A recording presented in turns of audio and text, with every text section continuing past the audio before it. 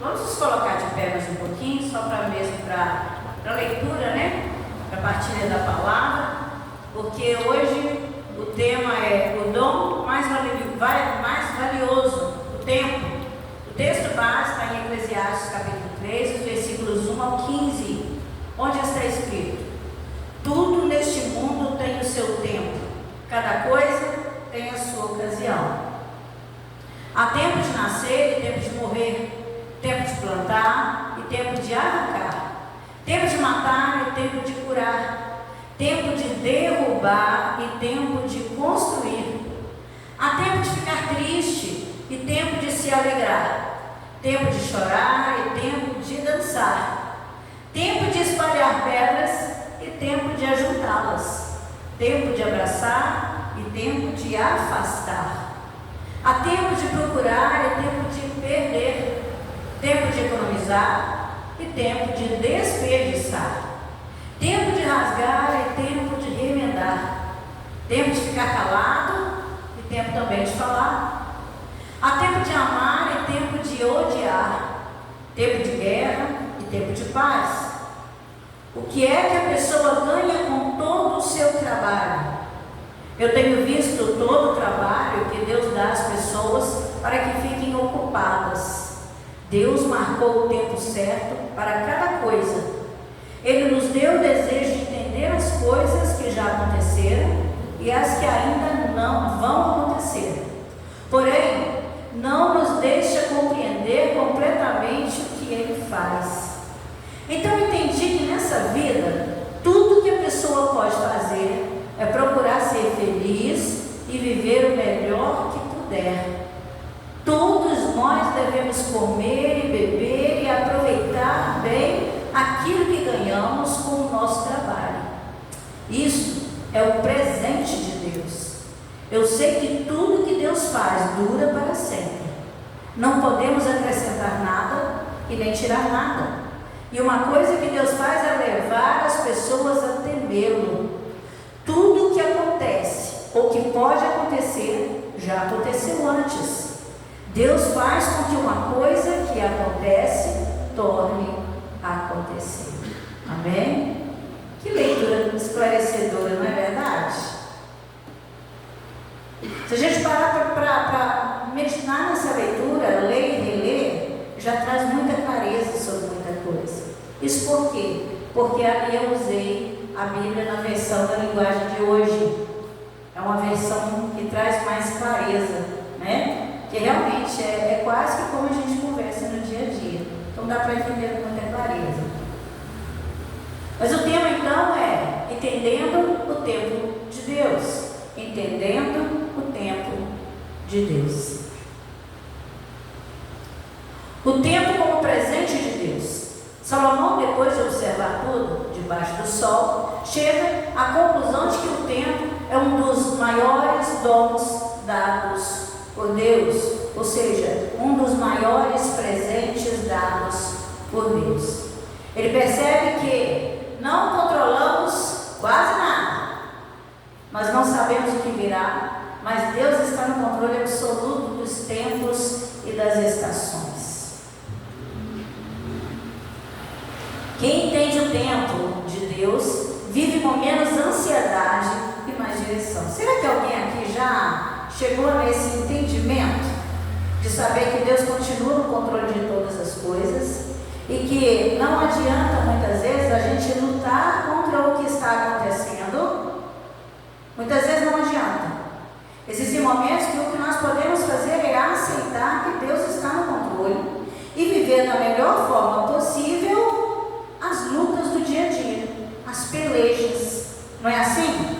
Quando nós entendemos dessa forma, é o que o texto diz. Quem entende o tempo de Deus vive com menos ansiedade e mais direção. Mas como é esse negócio de tempo de Deus? A gente que é crente, a gente usa tanto essa expressão, né? Ah, tem tempo para todas as coisas. É Deus o controle, é tempo de Deus. Mas que tempo é esse? E é sobre esse tempo que nós vamos buscar conhecimento nessa noite. A vida tem estações. Lá em Eclesiastes, no capítulo 3, de 1 a 8, né? Salomão descreve 28 movimentos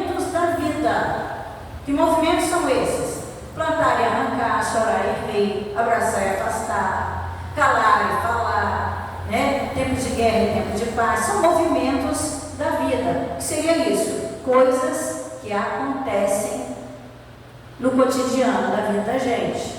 Esses pares, esses movimentos, esses pares mostram que a vida não é linear.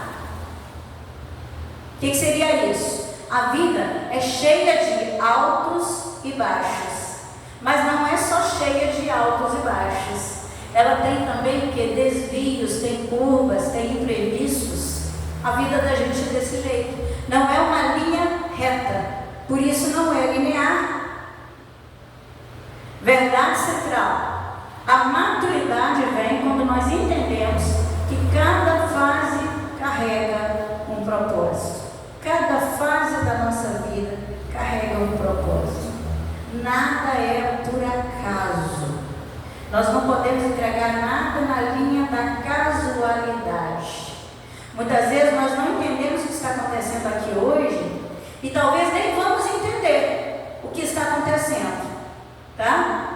Por quê? Porque nós não vamos assistir com os nossos olhos o desfecho, a consequência do que nós estamos vivendo neste momento. Talvez é algo que vai acontecer lá na frente. Vamos aí observar, por exemplo, a situação de Abraão. Abraão teve a promessa de ser pai de nações, né? Teve uma esposa ali que era infértil, Sara não podia dar um filho para ele. Aí chega Deus e promete para ele que ele vai ser pai de nações, de uma grande multidão. Aí, como ele não tinha a visão do futuro, entra Sara no negócio e fala: fica aqui com a minha serva e eu vou ser mãe através de Agar. O que acontece, queridos? Dá ruim, né? Deu bem ruim. São povos que vivem inimigos até hoje. O jeitinho, né? Que não é tão brasileiro, que aconteceu lá também. A gente tem mania de falar que o brasileiro tem um jeitinho brasileiro, né? Mas faz parte da humanidade. Todo lugar, toda nação, todos os povos sempre tem um jeitinho, né? Sempre tem um jeitinho. Mas olha só, a maturidade vem quando nós entendemos que cada fase carrega um propósito. Abraão não viu, ele não pôde assistir com os olhos dele ser pai de multidões. Ele não assistiu. Mas se ele tivesse entendido, se ele tivesse alcançado o propósito de Deus, a verdade da promessa, do que estava acontecendo, talvez ele não teria se submetido a se envolver com Agar, né? Então a gente precisa entender, às vezes, não cabe a nós ficar questionando muita coisa, porque tem coisa que nós não vamos assistir, e está tudo bem. É Deus que está no controle. Ele é o dono do tempo. Nem todas as estações são agradáveis. Algumas são dolorosas, mas todas são úteis para a formação do caráter. Tem tempo que é para chorar, mas tem tempo que é para rir, né? E a gente precisa de viver, sentindo cada momento. Tem tempo para nascer, tem tempo para morrer, não é? Tem tempo para assistir o nascimento, mas tem tempo também para assistir a morte. Então, aqui podemos dizer o quê? O tempo de assistir o nascimento é quando todos nós começamos a vibrar com a chegada daquela pessoa. É viver aquela alegria, a satisfação da chegada daquela criança, daquela pessoa que tem toda uma vida pela frente. Mas quando chega o momento de perder alguém, nós precisamos também de nos entregar naquele momento. É o tempo de viver o luto? É tempo de viver o luto. É chorar o quanto for necessário, questionar o quanto for necessário, até encontrar as respostas. Que resposta nós precisamos encontrar? Há tempo para todas as coisas. Para tudo na vida da gente.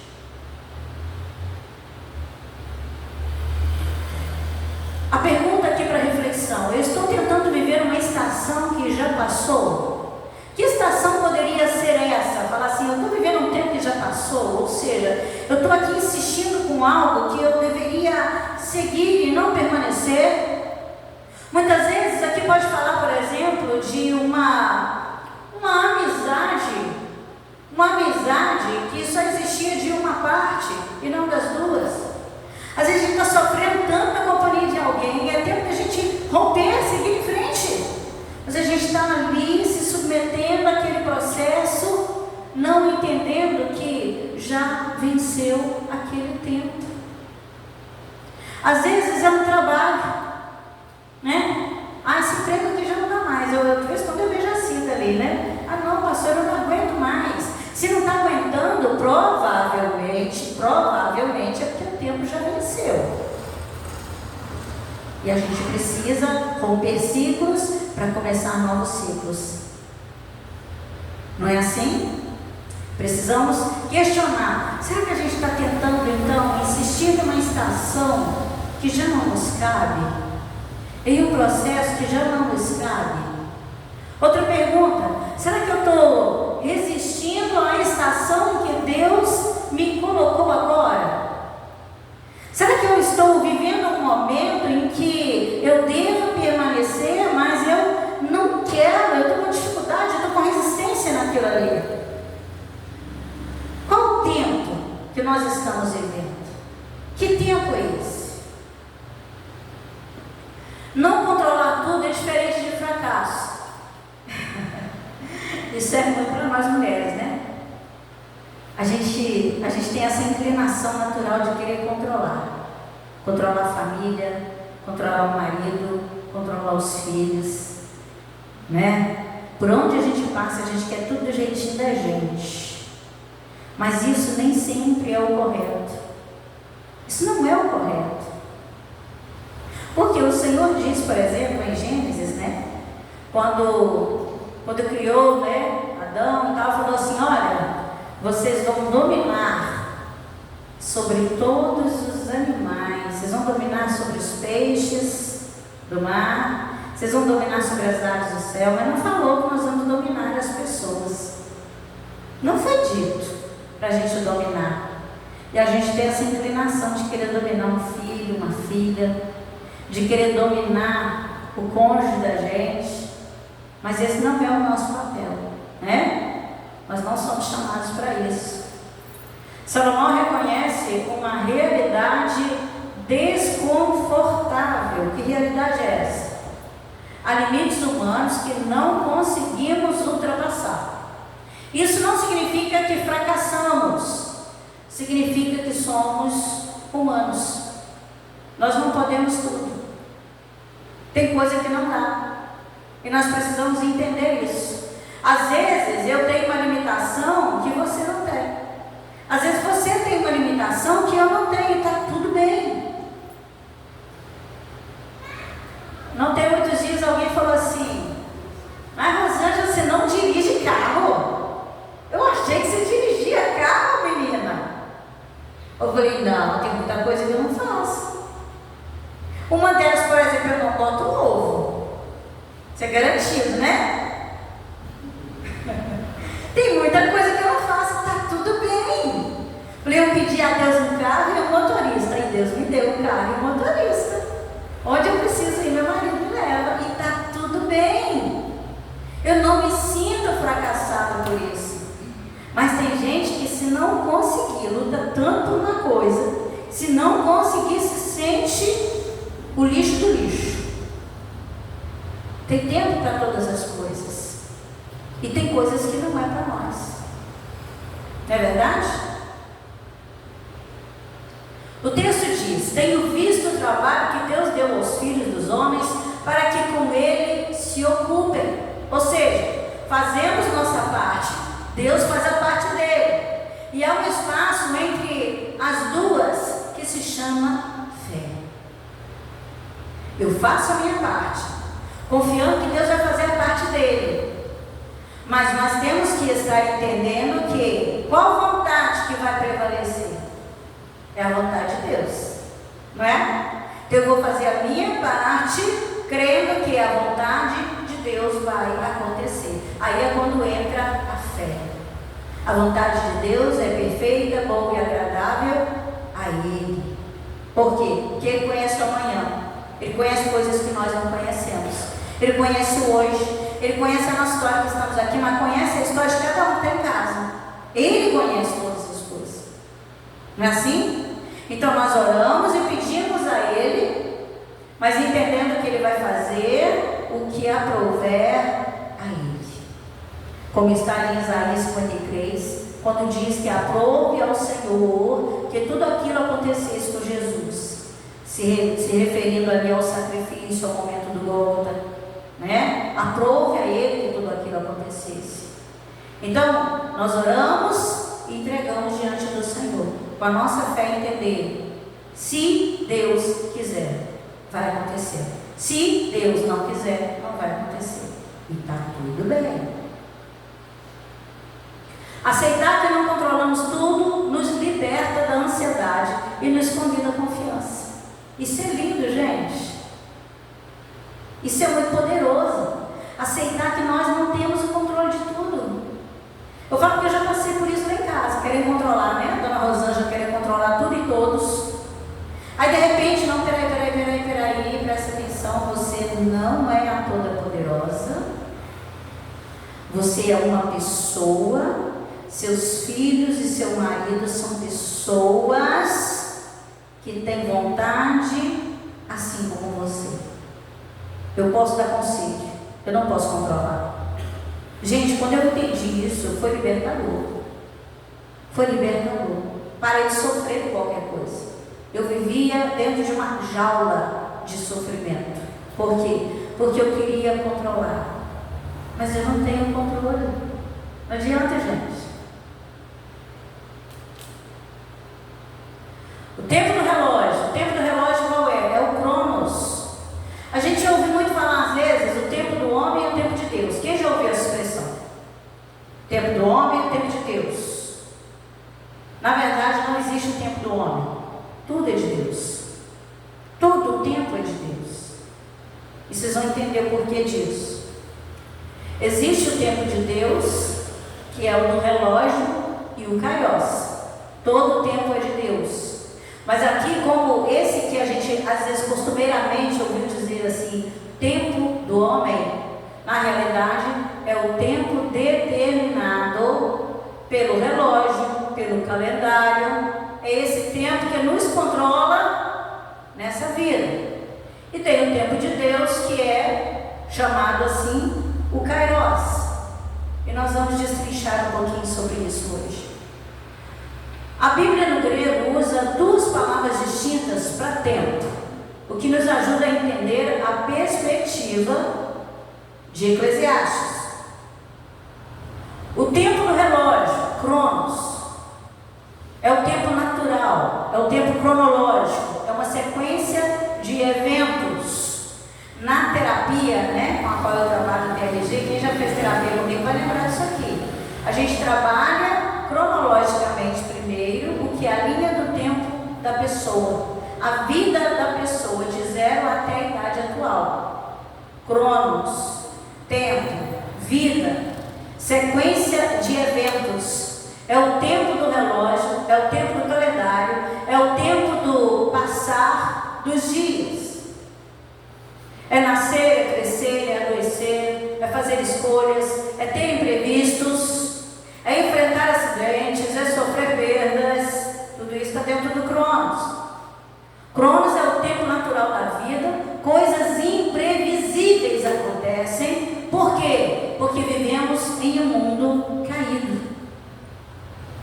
Às vezes a gente pensa assim, fulano está passando por tanto problema. Ah, é porque não serve a Deus. Não, é porque está vivendo nesse tempo de uma vida caída. Nós estamos vivendo nesse tempo em um mundo caído. E se nós estamos no mundo caído, todos nós estamos sujeitos a passar pelos mesmos problemas, pelas mesmas angústias, pelas mesmas tribulações. O mesmo problema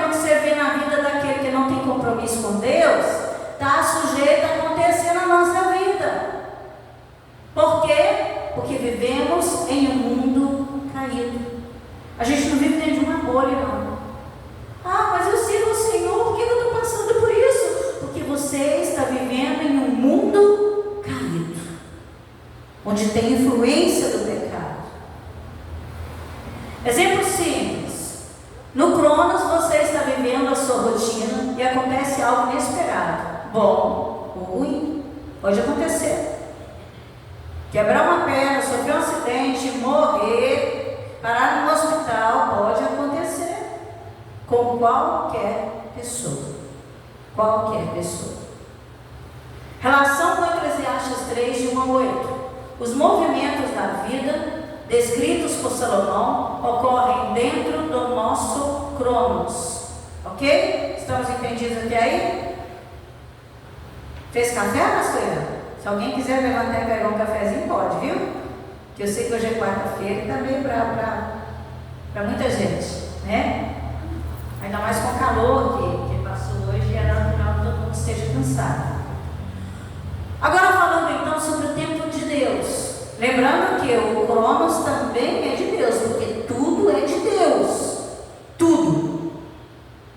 Mas o Kairos fala um pouco, toca na área de interferência, de movimento, de ação. Olha só, é o tempo oportuno. O Kairos é o momento certo, é a estação perfeita. Então o Kairos é a qualidade do tempo, não a quantidade do tempo. Nós vivemos dentro da quantidade do tempo, que é o Cronos. Agora, se tratando de Kairos, é a qualidade do tempo, ou seja, é o tempo certo de intervir.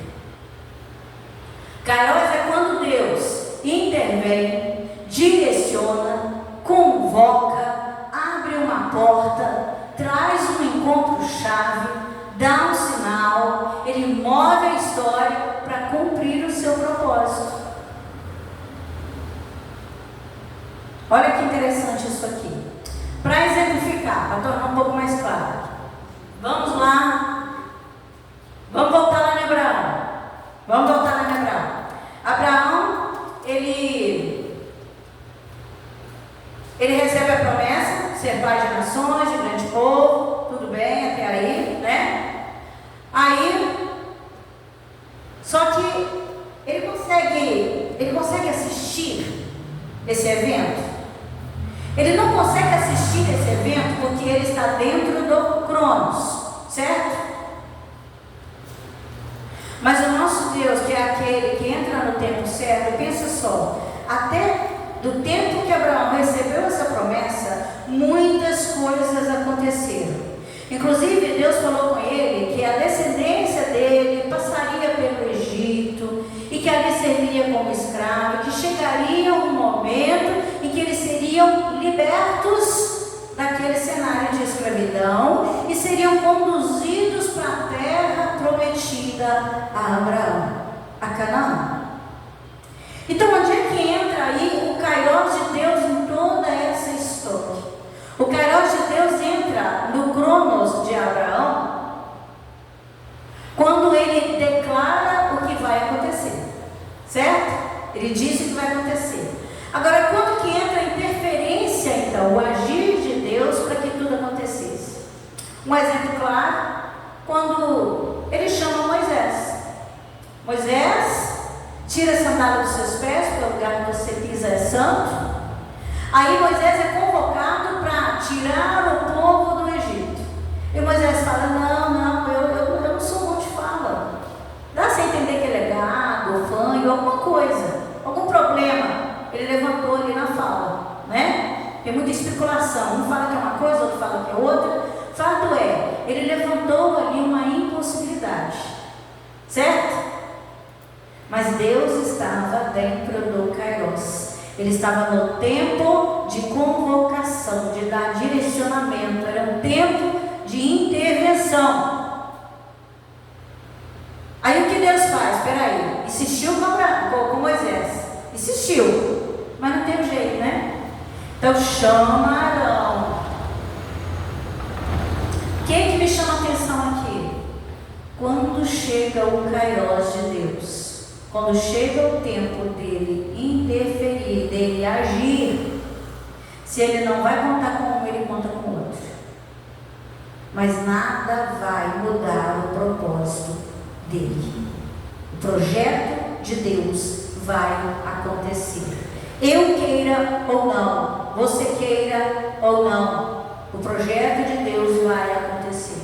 Como ou com outro, alguém ele levanta. E se a gente analisar na Bíblia, tem vários exemplos, tá? Vários exemplos. Deus deu uma ordem e aconteceu diferente lá na frente. Diferente como? Às vezes não vai cumprir com aquela pessoa.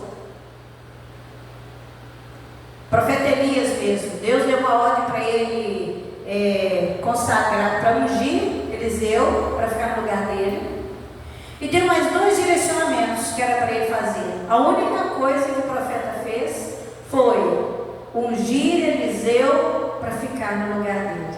As outras 2 situações, uma o profeta Eliseu cumpriu e a outra um outro profeta que cumpriu. Mas os 3 direcionamentos tinham sido dados para Eliseu. O que dá para ver aqui, queridos? Se Deus não puder contar comigo ou com você, Ele vai levantar alguém. Mas o que Ele planejou vai acontecer. O que Ele planejou vai acontecer. É quando Ele entra, quando Ele intervém. Isso é o Kairos de Deus. Há tempo para todas as coisas. Então é quando Ele intervém, direciona, convoca, abre uma porta, traz um ponto-chave, dá um sinal, move a história para cumprir o seu propósito. Nada pode impedir o agir de Deus. Nada. Então Kairos é um tempo especial dentro do Cronos. Cronos é a nossa história. Certo? Imagina uma linha. Imagina uma linha reta. Não é reta, mas imagina uma linha reta. E o Kairos de Deus é quando ele chega naquela linha, em determinado lugar, e fala: é aqui é que eu vou interferir. Ele vai interferir de acordo com o propósito dele. Mas nesse meio tempo, a vida segue o seu curso.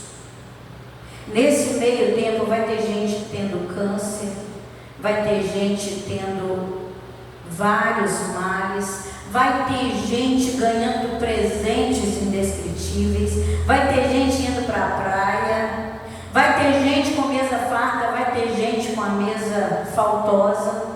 Nesse meio tempo, a vida segue o seu curso. Ele vai interferir naquilo que é pontual, certo? Então Kairos é o tempo especial dentro do Cronos, é o agora de Deus. Agora que eu vou interferir, esse é o momento.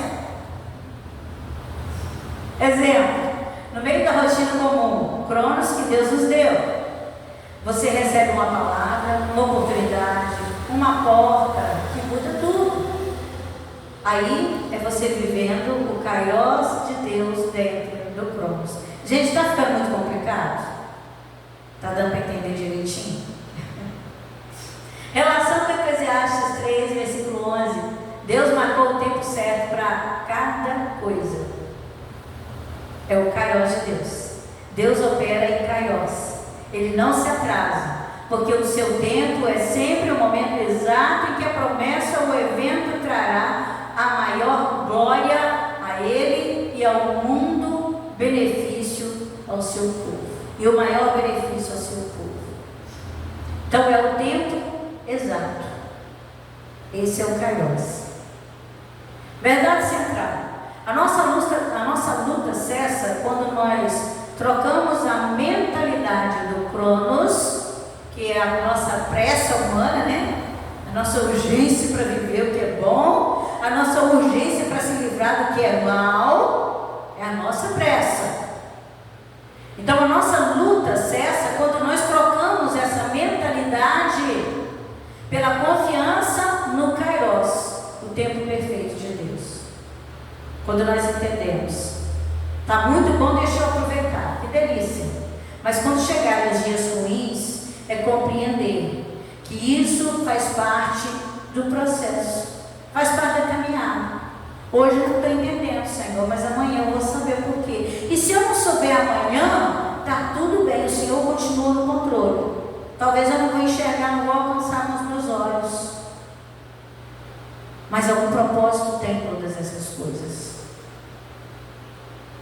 Em Kairos, Deus determina o propósito, mas nos convida a cooperar com Ele na construção do caminho. Os momentos são de Deus, as respostas são nossas.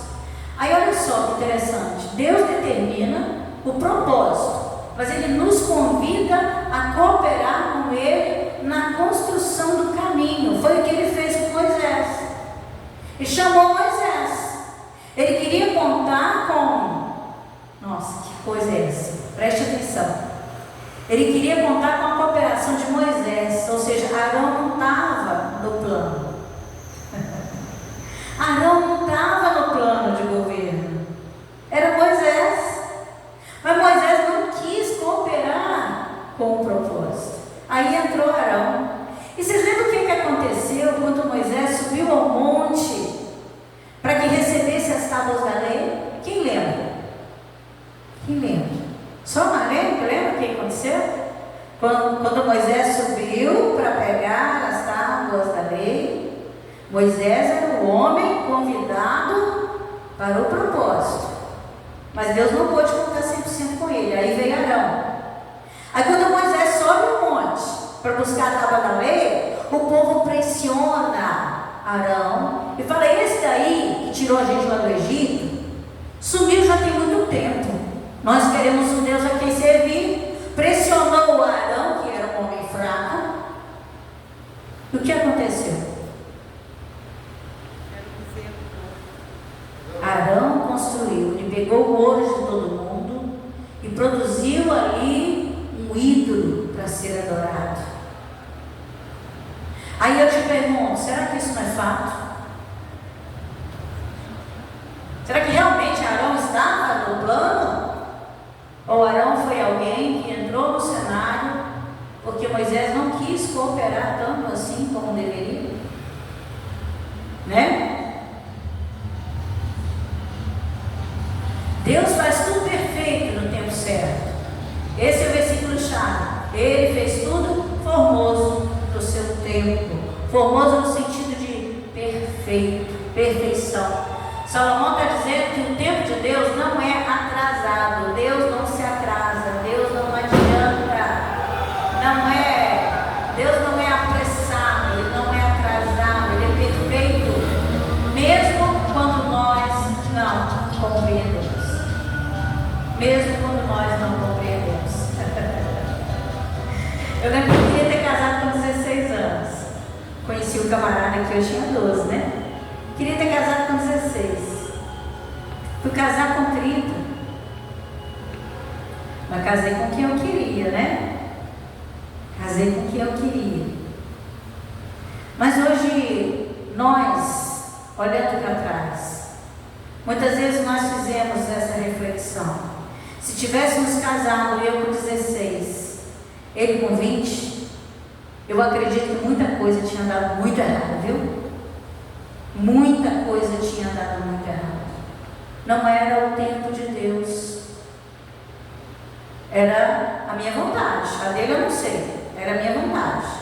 Mas não era o tempo de Deus. Nós dois tivemos de passar por muitas coisas para amadurecer e conseguir viver essa jornada que se chama casamento. E Deus tinha um propósito em tudo isso. Não é claro para ver isso? Não é nítido? Então Salomão está dizendo que o tempo de Deus não é atrasado, não é apressado. Perfeito. Mesmo quando nós não compreendemos. E Deus colocou a eternidade no coração humano. Isso significa que sentimos que existe algo maior, mas nem sempre entendemos completamente o plano. Existe algo maior, mas nós não conseguimos enxergar com os nossos olhos. Verdade central: o tempo de Deus, ele é perfeito. Mesmo, olha que interessante. O tempo de Deus é perfeito, mesmo quando não é confortável.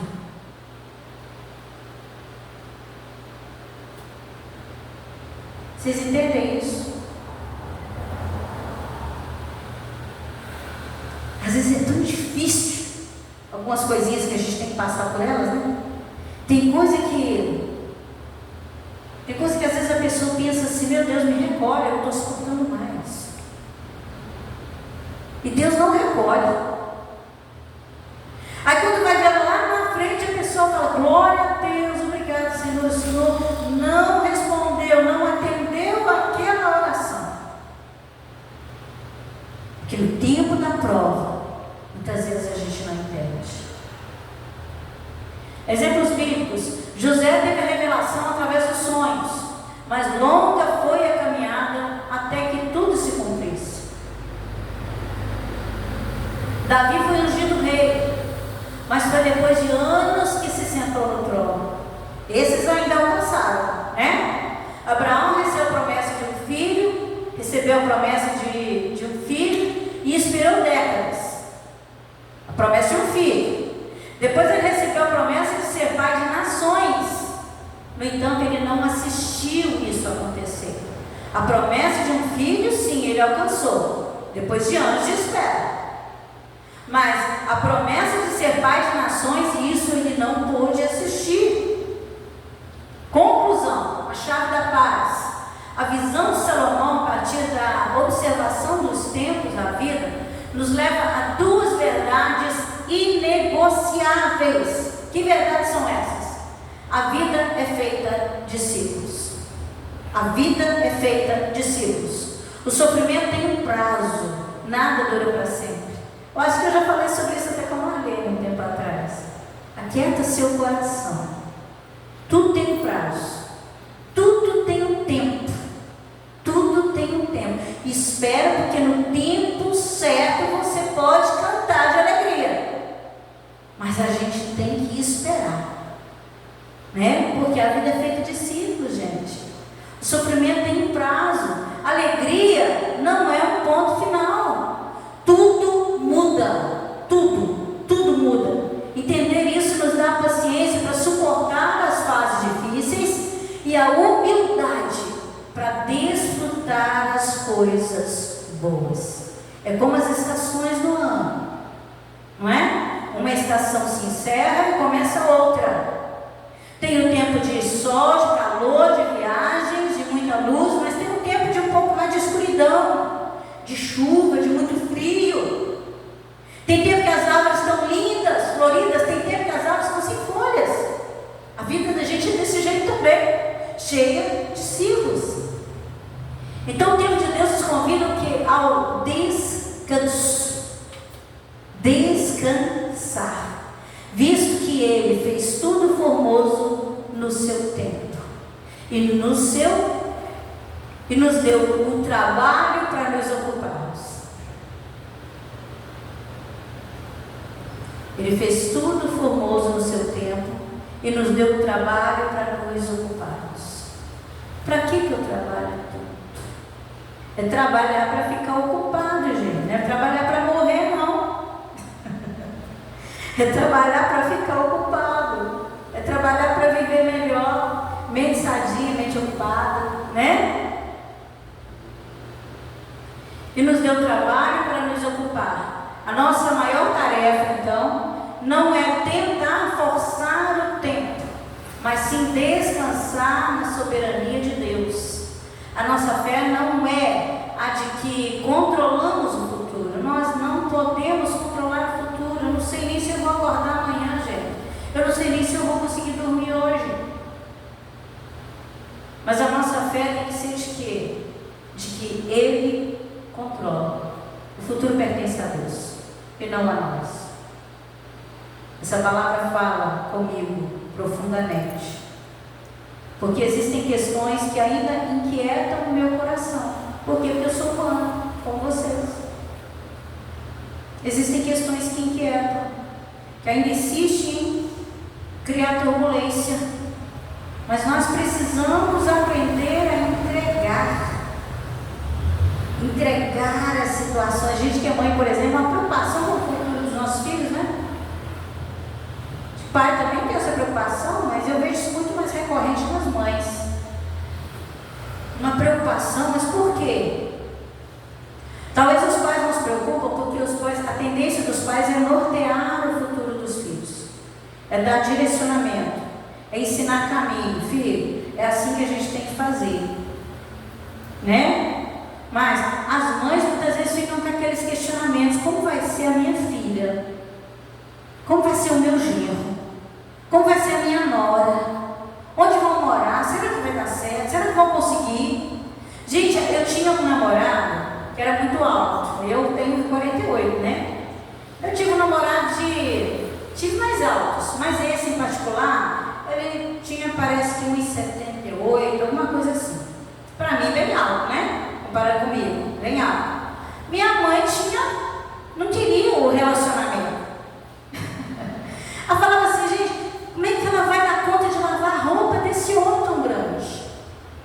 Ela não vai dar conta de cuidar dele. Era uma preocupação que a minha mãe tinha, entre outras várias, né? Mas a gente tem essa mania de preocupar com o amanhã. Queridos, nós precisamos entender: o Deus que nos criou é o mesmo que criou a nossa parentela. O Deus que nos capacitou é o mesmo que está pronto para capacitar os nossos filhos. Nós temos que agir com fé. De que forma? Entregando os nossos filhos, os nossos problemas, tudo no altar do Senhor. E saber que quando nós faltarmos, o nosso Deus vai permanecer, vai estar lá.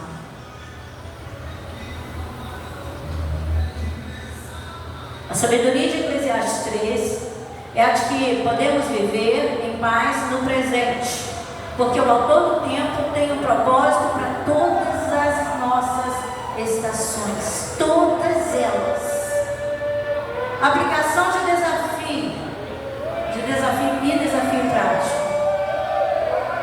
Um carrinho passando aí com barulho, vamos aguardar, né? Amém. Aplicação e desafio prático. Como podemos hoje aplicar essa verdade sobre o tempo de Deus em nossa vida? Como? Pare de lutar contra a estação atual. Pare de lutar contra a estação atual. Qual é o tempo atual em que a sua vida? Tempo de semear, tempo de chorar, tempo de calar. Qual o tempo da sua vida? O que você está vivendo agora? Em vez de resistir à dor de um tempo de chorar, aceite que há formação de caráter nessa dor. Quantas vezes a gente começa a chorar e vai chorando, e de repente o Espírito Santo traz clareza. Peraí, será que está certo isso? Eu preciso disso mesmo? Quantas vezes a gente chora por autopiedade, às vezes achando que a gente está sendo prejudicado, e é o Espírito Santo querendo mostrar que nós estamos em falta, nós precisamos melhorar, e a gente está ali se sentindo coitadinho, né? Se sentindo injustiçado. Muitas vezes é o Espírito Santo querendo mostrar: filho, dá para melhorar. Olha aí, não é bem do jeito que você está vendo, não é dessa forma. Em vez de apressar o tempo de calar, use esse tempo para ouvir a Deus. Entregue a Ele o controle do ritmo. Viva o presente com gratidão. Salomão nos convida a desfrutar o presente. Não há nada melhor para o homem do que alegrar-se e fazer o bem enquanto vive. Viver com gratidão. Viver com gratidão. Uma coisa que eu aprendi com o Wanderson. Nos primeiros momentos aqui, reunião de oração e tal, eu lembro de uma vez que ele falou assim: meu prazer é fazer o bem para as pessoas. Eu gosto de ajudar as pessoas. Eu tenho prazer nisso. E isso é vida de quem entendeu que as coisas boas não é só para a gente. E Deus é tão maravilhoso, tem ajudado tanto, tem transbordado tanto, e eu sou grato o suficiente em querer ajudar as pessoas. Isso também é vida de gratidão. Salomão nos convida então a desfrutar do presente. Não há nada melhor para o homem do que alegrar-se e fazer o bem enquanto vive. Eu lembro do senhor Fernandes, não sei se vocês conheceram. Wanderson eu sei que não, porque não é daqui, né? Mas tinha um senhorzinho que viveu mais de 100 anos aqui nessa rua. Quem conheceu ele? Nessa rua da igreja aqui. Como? Pai da Lívia do Edson Bernardinho. Pai da Lívia do Edson Bernardinho. Mais de 100 anos. Eu lembro quando eu vim para aqui, foi em 2003, e eu fui trabalhar na TV Ipanema. E eu fui entrevistar esse senhorzinho. Ele e mais duas pessoas que tinham aqui, que tinham passado 100 anos, né? Eu sei que um tinha 105 anos, outro tinha 102, outro tinha 106. Um tinha sido, parece que chegou a viver em senzala por ser filho de escravo, né? Mas eu lembro que esse senhorzinho, ele estava com, se não me engano, eu não tenho muita certeza se era ele ou o outro. Eu sei que a mulher era mais nova, e os dois homens, um era de 105 e o outro de 106 anos. Mas ele era evangélico, e mesmo com aquela idade, ele muito magrinho, andava pelas ruas da cidade, com a sacolinha, fazendo as comprinhas dele. Ele recebia aposentadoria e ainda controlava o dinheirinho dele. Tinha ninguém que mexia no dinheirinho dele, não. Ele controlava o dinheirinho dele. Ouvia muito mal. Mas eu lembro que eu perguntei, falei, se fosse para o senhor dar um conselho hoje, para as pessoas viverem bem, a resposta foi: obedeça a Deus e faça o bem para as pessoas. Falei, meu Deus, uma chave tão simples, mas tão poderosa, né? Então, o viver o presente com gratidão, não há nada melhor para o homem do que alegrar-se e fazer o bem enquanto vive. Aí eu lembrei do senhor Fernandes. Descobri também que poder comer, beber e ser recompensado pelo trabalho é um presente de Deus. Poder beber, comer e ser recompensado pelo seu trabalho é um presente de Deus. Isso é tremendo. A aceitação do tempo de Deus não é passividade, mas sim o desfrute ativo do que Ele provê hoje. É aproveitar o que o Senhor está te dando hoje. É o que vocês estão fazendo aqui hoje. Vocês estão aproveitando. Glória a Deus por isso. Eu sei, eu conheço uma pessoa, pelo menos uma pessoa eu sei, queria muito estar aqui hoje, para participar desse ensino, mas não pôde vir, mas queria. É aproveitar o hoje. Encontre a beleza e a graça de Deus nas tarefas diárias e nas alegrias simples. Confie no processo a longo prazo. Assim como José, Davi e Abraão, a promessa de Deus claramente se cumpre imediatamente. Não adianta falar assim, Deus prometeu, semana que vem está aqui na minha mão. O Arthur, quando era criança, quando a gente falava que ia dar alguma coisa para ele mostrava a mãozinha e falava, por que não está aqui na minha mão? Não é desse jeito não. Hoje ele entende. Hoje pensa no menino paciente. Glória a Deus por isso. Mas quando criança era qualquer coisa, você lembra, né, amor? Qualquer coisa, não falasse que ia dar alguma coisa para ele não. O dedinho ia. Por que não está aqui na minha mão? Então a fé, ela se manifesta na espera paciente. A fé se manifesta na espera paciente. Tempo entre a unção e o trono. Davi passou por isso. Coloquei entre aspas ali para lembrar dessa referência, né? Davi passou por isso. O tempo da unção, ele foi ungido lá na casa do pai dele, você lembra?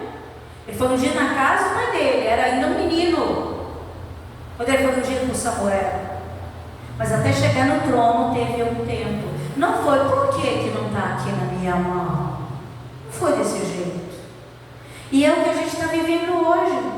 E esse é o retrato da nossa vida hoje. Fala por mim também. Quantas vezes o Senhor tem me ensinado isso? A gente tem que esperar. Não dá para ser tudo. Não tem pirlim-pim-pim não, gente. Não tem mágica.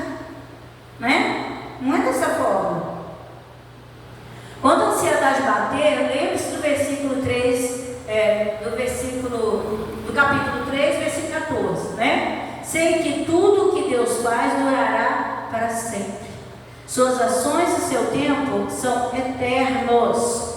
Confie que o que ele começou, ele o levará à perfeição no tempo determinado. Ele vai fazer do jeito dele, do tempo dele. Enquanto isso, o que nós podemos fazer, o que nós precisamos fazer? Viver o hoje da melhor forma possível. Se é com alegria, com alegria. Se é momento de tristeza, da melhor forma possível. Entendendo que essa é a vida que temos aqui nessa terra, nesse plano.